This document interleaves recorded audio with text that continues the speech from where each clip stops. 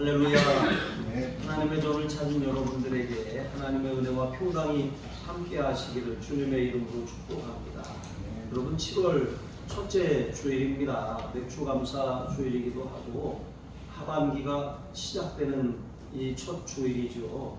우리가 절반을 달려왔어요. 그런데 하나님께서 에베네셀이라고 하는 뜻이 여기까지 우리를 도우셨다라고 하는 뜻이거든요. 하나님이 여기까지 우리를 도우시는 은혜에 감사하고 여호와 니시 하나님께서 여호와 이레 우리에게 승리를 주시고 또 우리의 이 쓸 것을 채워주시는 하나님의 산에서 준비되리라 말씀하신 것처럼 우리가 하나님 중심으로 살아갈 때 하반기에도 하나님께서 우리의 필요를 채우시고 형통하게 하시고 승리하게 하실 줄로 믿습니다. 그렇게 되시기를 주님의 이름으로 축복합니다. 오늘은 주의 뜻대로 사는 사람이라고 하는 제목으로 하나님의 말씀을 전하겠습니다. 여러분 그리스도인 중에서도 하나님의 뜻을 묻지 않고 자기 계획과 자기 뜻대로만 사는 사람이 있습니다. 그 사람의 인생의 주인은 자기 자신이라고 착각하는 것이죠. 그러나 여러분 진정한 그리스도인이 누구입니까? 그는 항상 하나님의 뜻을 구하고 하나님의 영광을 구하는 사람인 것을 믿으시기 바랍니다.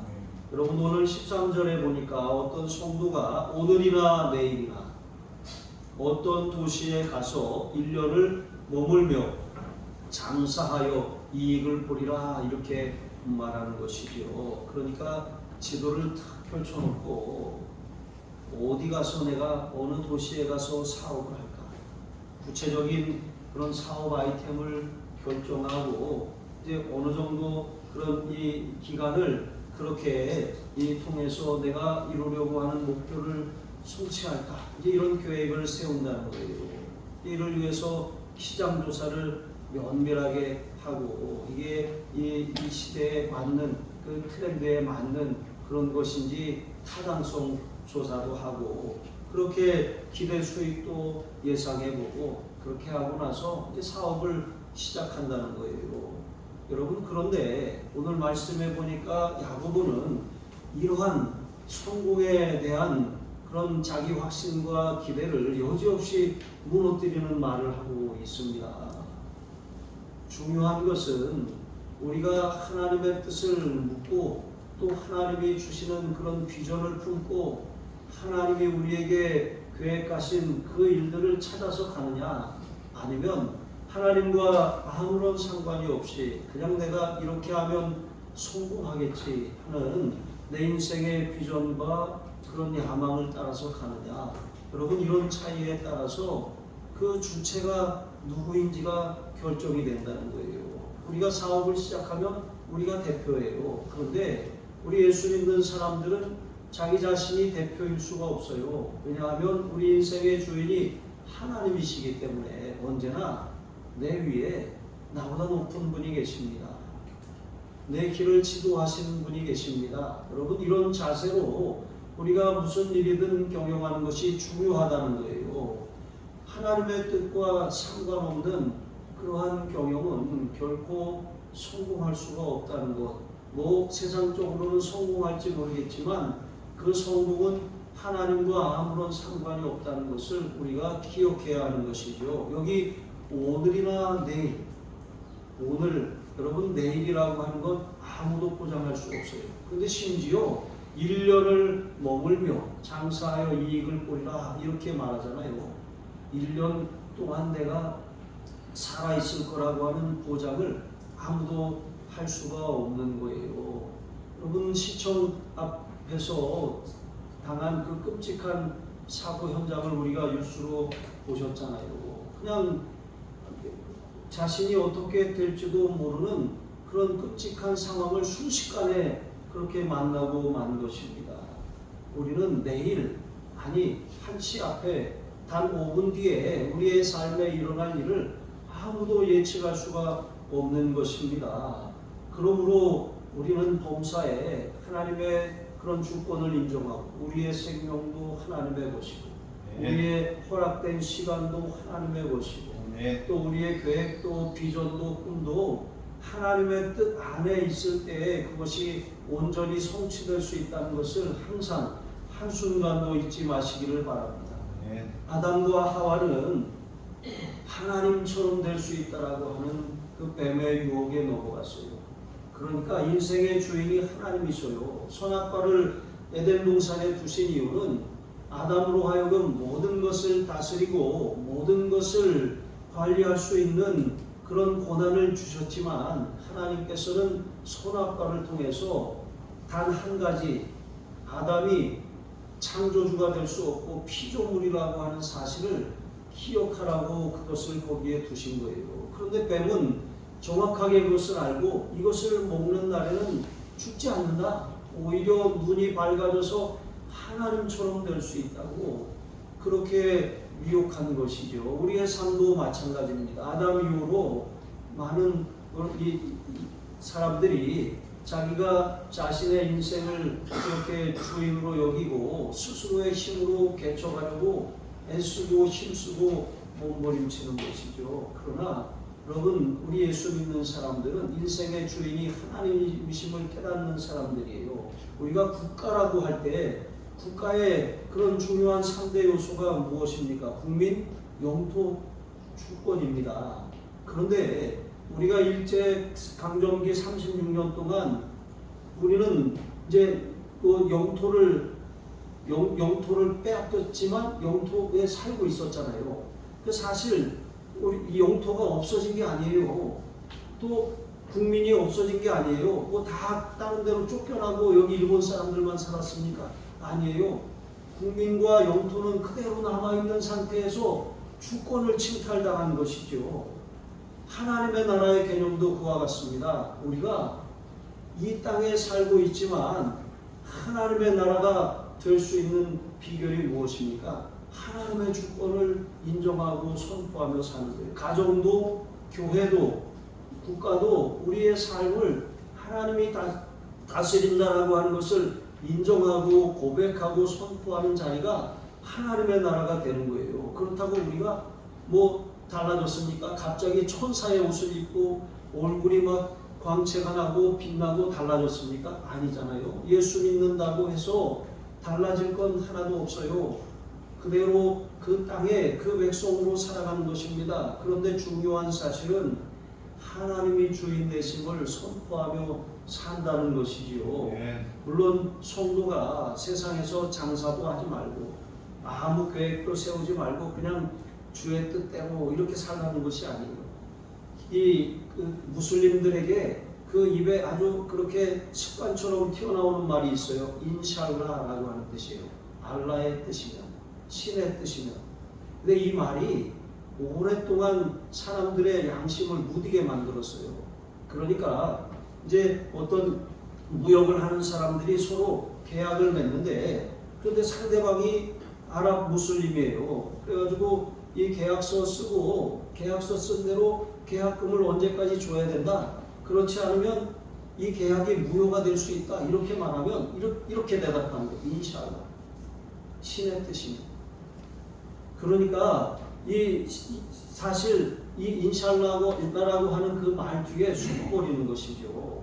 어떻게 보면 무책임한 운명론주의자들이라고 할 수가 있어요.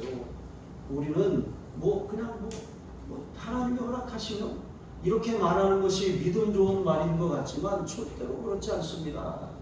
우리는 주의 말씀은 내 발의 등이요 내 길의 빛이니이다 라고 시편 119편 105절에 하신 말씀처럼 하나님의 뜻을, 하나님이 보여주신 뜻을 발견하고 그 빛을 따라가는 사람들이에요. 그러니까 몰라, 우리는 미래를 예측할 수 없으니까 그냥 하나님이 알아서 하시겠지, 이런 운명론자들이 아니라고 하는 것입니다. 하나님은 이사야 14장 24절에도 말씀하셨습니다. 내가 생각한 것이 반드시 되며 내가 경영한 것을 반드시 이루리라. 그러니까 하나님은 하나님의 생각이 있고 하나님의 경영이 있다는 거예요. 계획하시고 설계하시고 그것을 진행하시는 분이시지 아무 계획도 없이 그냥 기분대로 내키는 대로 세상을 그렇게 움직이시는 분이 아니라는 거예요. 하물며 하나님의 자녀들이 계획이 없다, 비전이 없다, 꿈도 없다, 소망도 없다, 여러분 이것은 말도 안 되는 일인 거예요.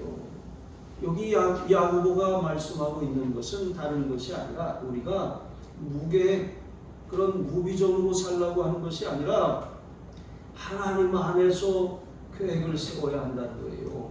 하나님이 주신 꿈과 하나님이 주신 비전을 품어야 한다는 것입니다. 하나님 없이도 성공할 수 있다고 생각하는 것은 교만이에요. 자기가 하나님의 자리로 올라서는 자기가 자기 인생의 주인이라고 착각하는 그런 어리석음이라고 하는 것이죠. 잠언 16장 1절로 3절 말씀해 보시면 마음의 경영은 사람에게 있어도 말의 응답은 여호와께로부터 나오느니라 그랬어요. 그러니까 사람이 많은 마음의 계획이 있어요. 하지만 그것을 결정하고 이루시는 분이 하나님이시라는 것입니다. 그러므로 우리가 항상 무엇을 계획하든지 기도하고 응답을 받고 시작해야 돼요. 하나님이 우리에게 주신 응답을 가지고 그렇게 시작할 때 우리가 사람의 눈으로 보기에는 우리는 겉으로 보기엔 이거 잘 될 것 같네. 이거 하면 되겠네. 이렇게 하고 덥석 물고 뛰어들 때가 참 많이 있어요. 그러나 기도하는 사람에게는 사람들이 겉으로 보기에 드러나지 않는 그 속내를 파악할 수 있는 분별력이 하나님이 주시는 거예요. 그것이 없이 무턱대고 시작했다가 실패하고 큰 손해를 보고 하나님을 원망하게 되는 것이죠. 아무리 많은 축복을 빌어준다고 할지라도 하나님과 함께 시작하는 계획이 성공하는 거예요. 그렇게 우리는 하나님의 뜻을 묻고 하나님이 주시는 지혜를 가지고 경영할 때 남들이 보지 못하는 속내를 알 수가 있는 것이죠. 그러면 하나님께서 여기 그 잠언 16장 3절 말씀처럼 그리하면 내가 경영하는 것이 이루어지리라 말씀하신 것처럼 반드시 하나님이 함께 하심으로 형통한 사업과 경영이 될 수 있다는 거예요.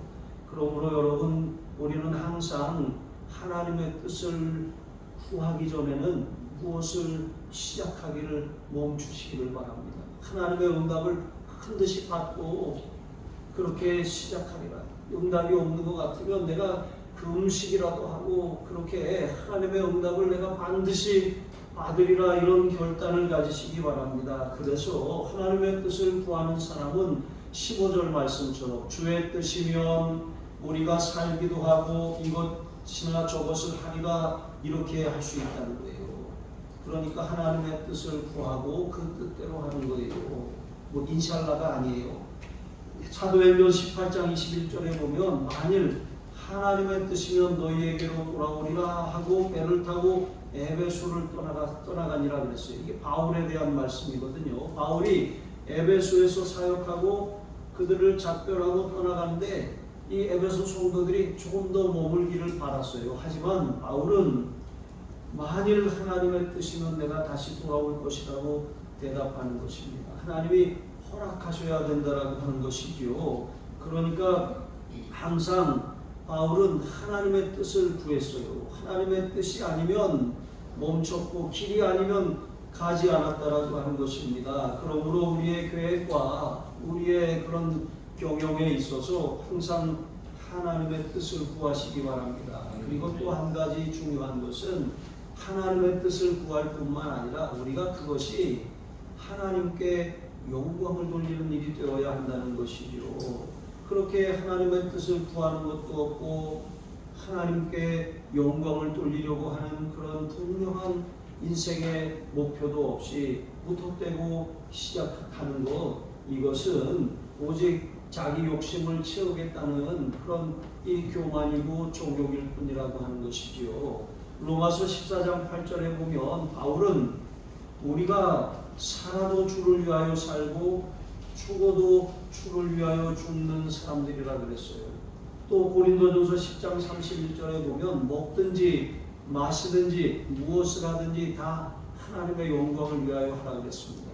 그러니까 먹든지 마시든지 무엇을 하든지 우리가 살아가는 모든 순간을 하나님께 영광이 되는지 그것을 살피며 살아가라고 하는 거예요.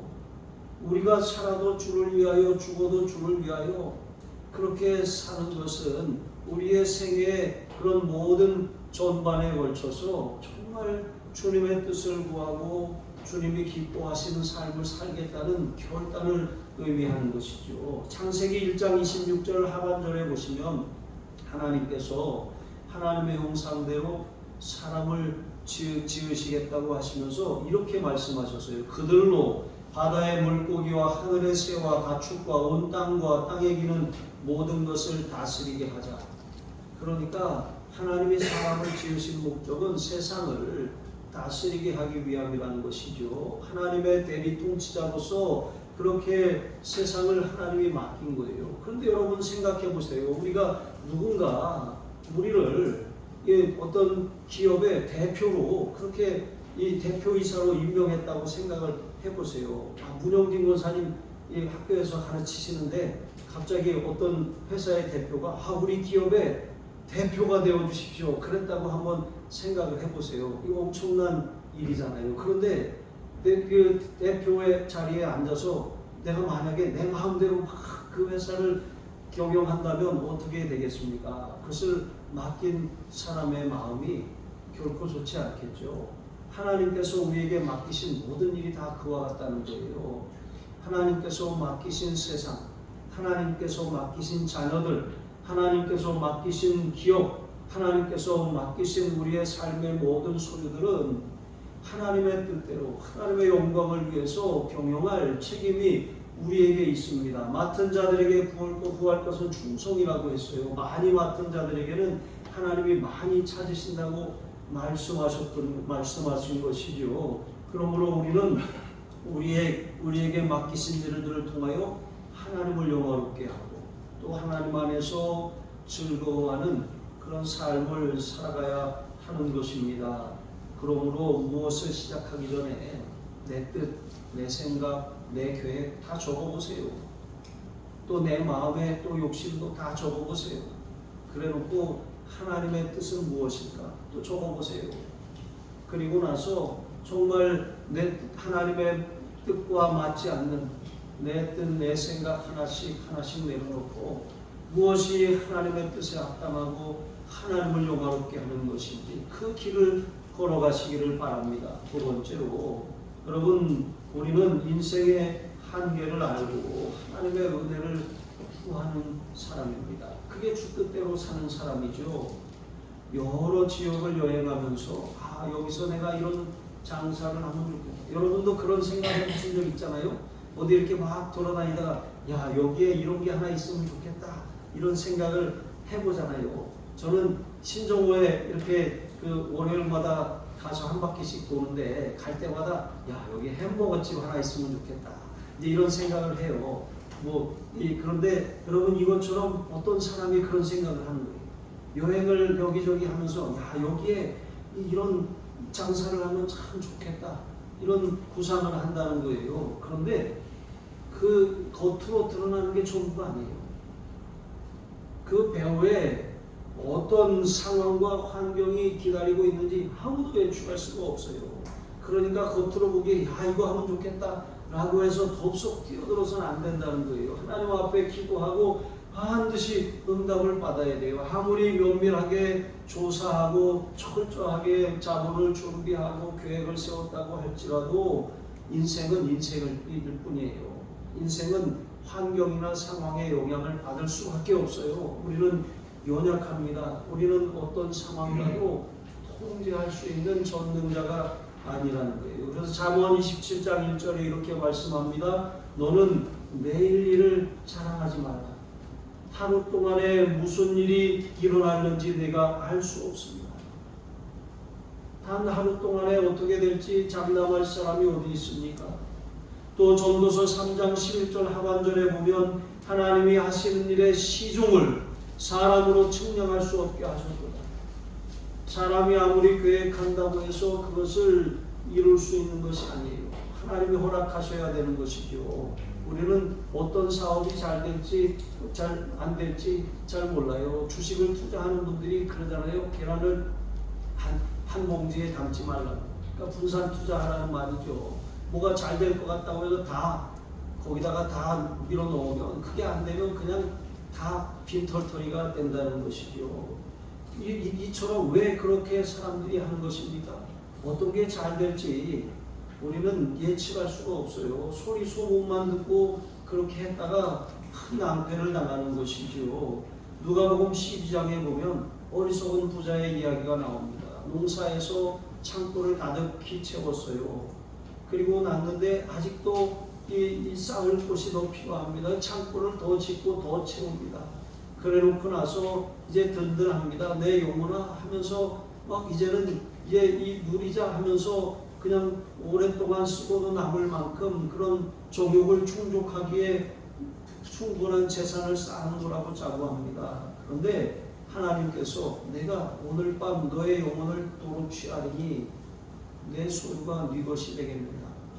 여러분이 엄청난 말씀을 하신 것이죠. 인생을 아무리 자신이 계획하고 내가 원하는 것을 얻었노라고 자부할지라도 하나님은 그에게 그것을 누리게 허락하지 않는 경우도 있다는 것입니다. 인생은 잠깐 있다가 없어지는 안개와 같아요. 갑자기 우리가 어느 날 사라져도 이상한 게 아니에요. 그것이 인생이라고 하는 것이죠. 그래서 시편 90편 10절에 보시면 인생의 연수가 70이요 강건하면 80이라도 그 연수의 자랑은 수고와 슬픔뿐이요 신속기간이 우리가 날아가나이다 그랬습니다. 여러분 우리 오늘 이종란 성도님 오셨는데 이종란 성도님이 저희 어머니하고 동갑이시더라고요. 저희 어머니가 아버지하고 12살 차이가 나셔가지고 아버지는 벌써 천국에 가셨는데 이제 80이 넘어서 돌아가셨지만 어머니는 아직 70대시잖아요. 근데 어쨌든 우리 성도님 백수하시기를 축복합니다. 네.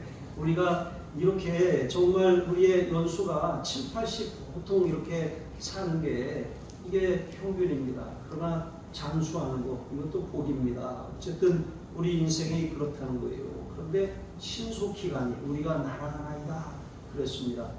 어느덧 30대가 되고 50대가 되고 60대가 되고 70대가 되고 80대가 되고 금방금방 이렇게 우리에게 찾아오는 것이죠. 찬양 가운데 온 땅의 주인이라고 하는 찬양이 있어요. 그 찬양의 그 후렴 가사를 보면 나는 오늘 피었다 지는 이름 없는 꽃과 같네.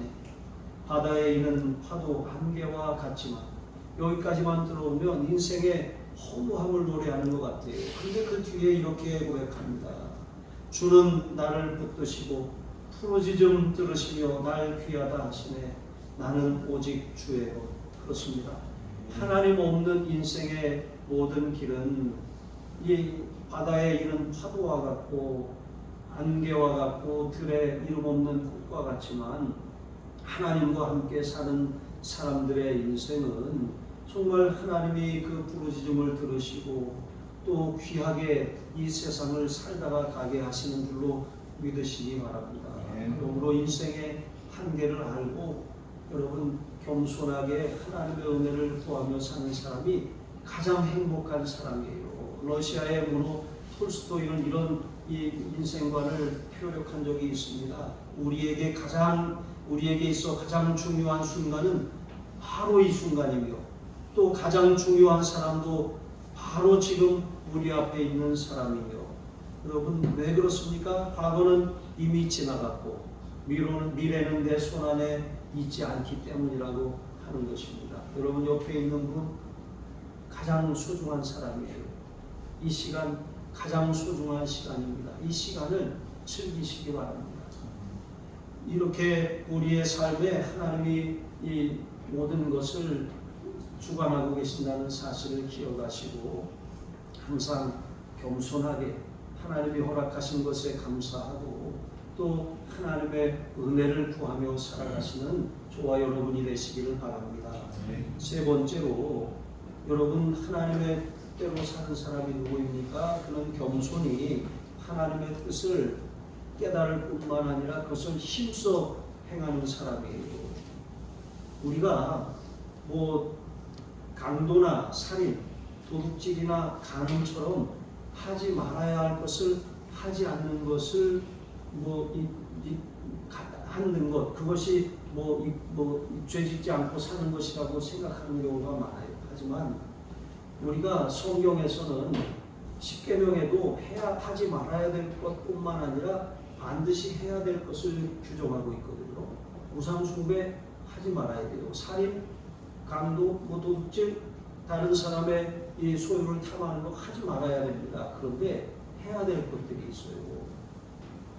우리가 부모를 공경하는 일이라든가 안식일을 기억하여 거룩히 지키는 일이라든가 이것은 반드시 해야 돼. 적극적으로 실행해야 될 명령이잖아요. 그러니까 나 나쁜 짓 안 했으니까 나는 의롭게 살고 착하게 살고 나는 의인이야.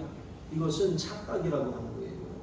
성경은 우리의 삶에 있어서 하지 않은 것까지도 죄라고 규정하고 있어요. 심지어는 우리 마음에 품은 생각이나 우리의 말조차도 죄라고 규정하고 있는 것이지요.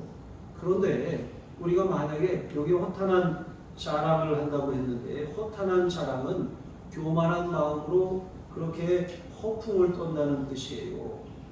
아무도 내 일을 장담할 수 없고 알 수 없는데도 불구하고 나 이렇게 할 거야, 이렇게 될 거야, 나 이런 집에 살고 이렇게 앞으로 될 거야.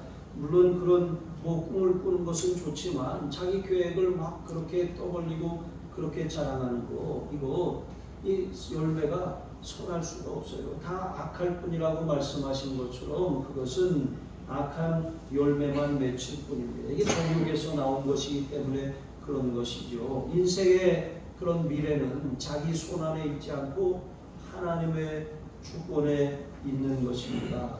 그래서 하나님 없는 그 미래에 대한 허탄한 자랑은 다 헛될 뿐이에요. 그래가지고 여기 17절에 보니까 사람이 선을 행할 줄 알고도 행하지 아니하면 죄니라 그랬어요. 그러니까 여기서 선을 행한다라고 하는 거 이거 하나님의 뜻을 행한다는 거거든요. 그것도 적극적으로 행한다는 의미예요. 그러니까 우리가 나 이런 죄를 저지르지 않았으니까 나는 선하고 이렇게 살았어 라고 생각하지만 성경은 사람이 선을 행할 줄 알고도 그러니까 하나님이 말씀을 통해서 하나님의 뜻을 알려주셨어요. 그것을 행할 능력도 주셨어요. 그런데 하지 않고 저건 나와 상관없는 일이야 라고 외면하거나 우리가 적극적으로 순종하지 않는다면 그것 또한 죄라고 말씀하신 거예요. 많은 사람들이 하나님의 뜻을 행하지 않아요. 말로만 나 이거 하지 않았어, 나 이렇게 살았어 라고 하지만 실제로 해야 될 일들을 순종하지 않아요. 선을 행할 줄 알고도 행하지 않고 말로만 허탄한 자랑을 일삼고 살아간다는 거예요. 그러나 우리는 그렇게 내가 하지 않은 것들 그것을 자랑하며 그렇게 스스로 의롭다고 살아가는 사람들이 아니라는 거예요. 우리가 적극적으로 해야 될 명령, 순종해야 될 명령에 대해서 적극적으로 순종하며 살아가야 한다는 것이죠. 하나님의 말씀은 우리에게 약속이 있습니다. 하나님의 말씀은 우리에게 피해야 될 죄에 대해서 말씀하시고 붙들어야 될 약속에 대해서 또 순종해야 될 명령에 대해서 말씀이 우리에게 날마다 교훈하고 있습니다. 그런데 그 말씀 가운데는 하지 말라는 것도 있지만 또 반드시 적극적으로 실천하라고 하는 것, 안식일을 기억하여 거룩히 지켜라, 내 부모를 공경하라, 이웃사랑을 실천하라고 하는 그런 명령들이 있는 것입니다. 그렇게 우리는 그것이 바로 선을 행하는 것이고 의를 따라 사는 길이고 하나님 뜻대로 사는 길이라고 하는 것을 한순간도 잊지 말아야 하는 것이죠. 예수님께서도 달란트의 비유를 통해서 한 달란트 받은 종이 다른 사람을 보면서 5달란트나 2달란트를 받은 종보다 자기가 이 적게 받은 것 때문에 이까짓 것 하는 마음으로 땅에 것을 묻어두었습니다. 그런데 한 달란트가요. 그 한 달란트가 적어도 6천만 원 이상 되는 돈이에요. 그러니까 사업을 시작할 수 있는 그런 돈이죠. 그런데 그것을 땅에다가 묻어뒀어요. 아무것도 하지 않은 것입니다. 그리고 그것을 그대로 보존했다가 원금을 보존해갖고 갖고 왔습니다 하고 주인한테 드렸더니 이 악하고 게으른 종아 하면서 그를 바깥 어두운 데 내쳤어요. 우리가 정말 이 그리스도인으로 살아간다는 것, 그것은 세상에 빛으로 소금으로 적극적으로 사는 삶을 사는 걸 말씀하고 있는 거예요. 우리가 은혜를 받았다면 실제로 은혜 받은 그런 증거를 열매로 그렇게 맺어야 한다는 것이죠. 고르반이라고 하는 그런 용어가 있어요. 유대인들이 쓰는 개념인데 이 고르반이라고 하는 말은 제물이라고 하는 뜻이고 또 민수기나 레위기에 예물이라고 그렇게 번역이 되었습니다. 그런데 언제부턴가 유대인들에게 이 고르반이 하나님 앞에 드리는 제물이라고 하는 뜻인데 어떤 우리의 소유에 대해서 만약에 밭이 하나 있어요. 그런데 만약에 이 누구 자신의 동생이 와서 형, 저 밭 나한테 좀 주면 안 되겠어? 고르반이야 저거. 하나님께 바쳤어. 이렇게 말하는 거예요. 근데 실제로 하나님께 바칠 마음이 없어요. 그런데도 바쳤다고 말하고 동생을 외면하는 것이죠. 이것처럼 고르반이라고 하는 말, 하나님께 바칠 예물이야 하고 말하면서 그 뒤에 숨어버리는 것이죠. 그러니까 하나님께 드릴 거니까 다른 사람에게 드릴 수 없어. 그런데 이런 핑계를 대는 거예요. 예를 들어서 부모를 공경해야 되는데 부모에게 그 자신의 소유를 팔아서 공경하지 않고 이거 하나님께 바쳤어요. 이렇게 하면서 부모를 외면하는 그런 일들이 있었다는 거예요. 특히 바리새인들은 이 고르반이라고 맹세하면 그것이 부모를 부양하기 위해 필요한 것이라고 할지라도 그것을 취소하지 못하게 했습니다. 규정해 버린 것이죠. 그래서 어떤 자녀들이 자기의 소유가 아까워서 이거 고르반이야 이렇게 하고 말하면 이렇게 이 부모 공경을 이렇게 안 할 수 있었다는 것이죠. 그러니까 이제 제가 부모 공경을 예로 들었지만 부모 공경은 반드시 실천해야 될 하나님의 명령이지만 그 하나님의 명령조차도 이렇게 고르반이라고 하는 인간의 계명을 통해서 폐하는 이런 어리석음을 범하는 것이 바로 바리새인들이라고 하는 것이죠. 그러나 여러분 우리는 하나님의 모든 말씀에 대해서 핑계할 것이 하나도 없어요. 나는 이래서 내 상황이 이렇기 때문에 어쩔 수 없으니까 이것은 지킬 수 없다고 말하는 것, 이것은 고르반이라고 말하는 것과 다르지 않다는 거예요.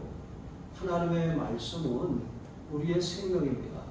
하나님의 말씀은 지켜도 되고 지키지 않아도 되는 것이 아니라 내가 이거 놓으면 죽는다, 이건 나의 생명줄이다 라고 하는 그런 결단을 가지고 하나님의 말씀에 붙들려서 적극적으로 선을 행하며 하나님의 뜻을 행하며 살아가야 하는 줄로 믿습니다.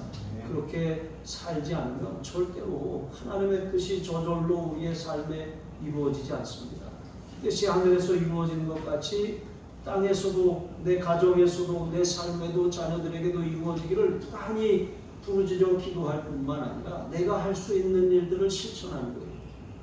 내가 할 수 있는 일들을 순종하는 거예요. 그때 여러분 하나님께서 역사하여 주셔서 우리로 하여금 놀라운 그런 하나님의 뜻을 행함으로 주시는 축복을 누리게 하실 줄로 믿습니다. 그렇게 되시길 주님의 이름으로 축복합니다. 기도하시겠습니다. 하나님 아버지, 무엇을 새롭게 시작하기 전에 먼저 하나님의 뜻을 구하고 또 그것이 하나님께 영광을 돌리는 사업이 될 수 있도록 위대하고 탁월한 꿈을 꾸게 하여 주시옵소서. 인생의 연약함과 한계를 알고 항상 하나님의 은혜를 구하며 엎드리게 하여 주시고 하나님이 주시는 기회와 축복을 통해서 적극적으로 힘써서 하나님이 기뻐하시는 일, 선한 일, 하나님의 뜻을 행하는 하나님의 사람들로 쓰임받게 하여 주옵소서. 감사하며 축복하며 예수님의 이름으로 기도합니다. 아멘. 우리 함께 찬양하고 기도하시겠습니다.